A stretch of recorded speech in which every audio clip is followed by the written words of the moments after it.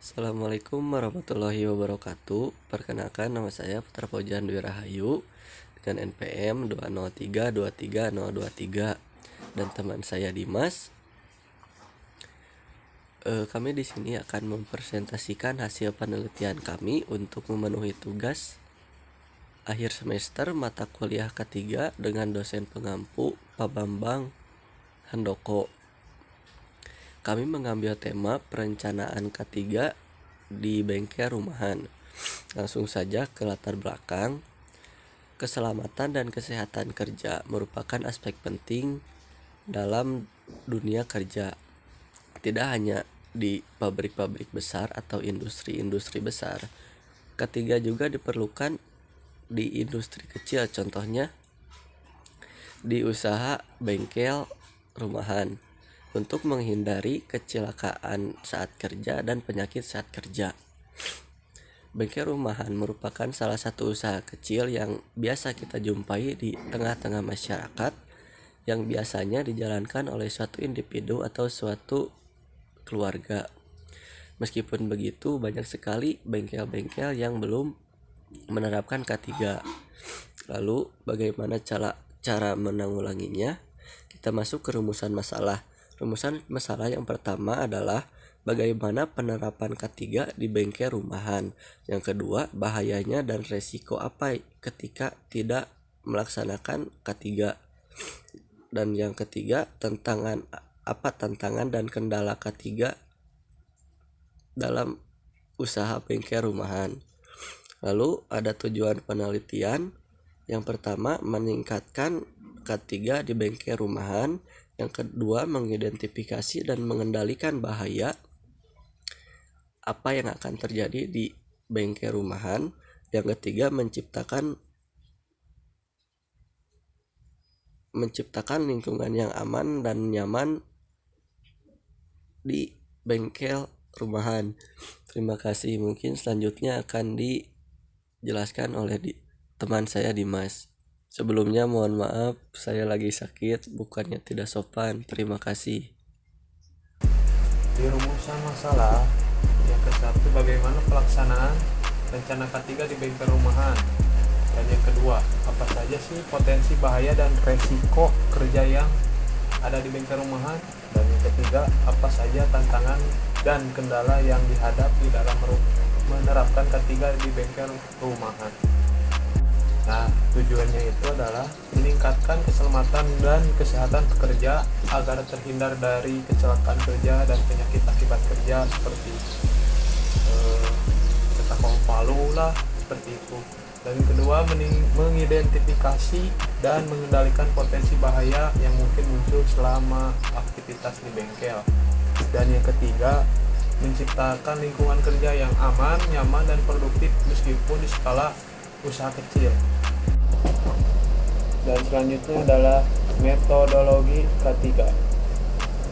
Nah, metode pengumpulan data ini yaitu dengan observasi, wawancara, dan dokumentasi. Nah, ini observasi ke tempatnya ini sangat dekat ya dari rumah saya karena tetanggaan lah gitu. Dan juga kebetulan pemilik bengkelnya itu adalah teman saya.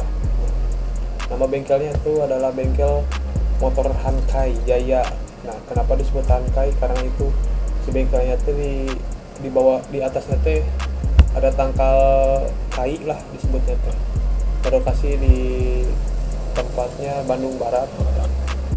Setelah saya mewawancarai dan berobservasi langsung, temuan penerapan K3-nya adalah mengidentifikasi bahaya belum sistematis. Yang kedua, APBD minim seperti sarung tangan, masker, dan bahkan wear pack.